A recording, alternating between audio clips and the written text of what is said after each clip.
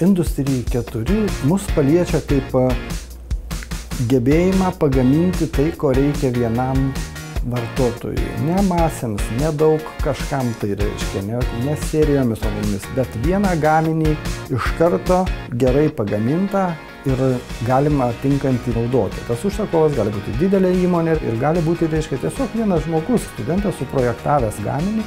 Pagrindinis stabdis įvedant gamybos technologiją buvo nusistovėjusios senosios normos, užsakymo parengimas, užpildyti visas tas dedamasias ir visi tie darbai atkrinta, jų nebereikia. Tačiau bendras efektas tiek laike, tiek kokybėje darbo atlikimo reiškia, dėl to, kad klaidos patikrinamos ir taisomos labai ženklus.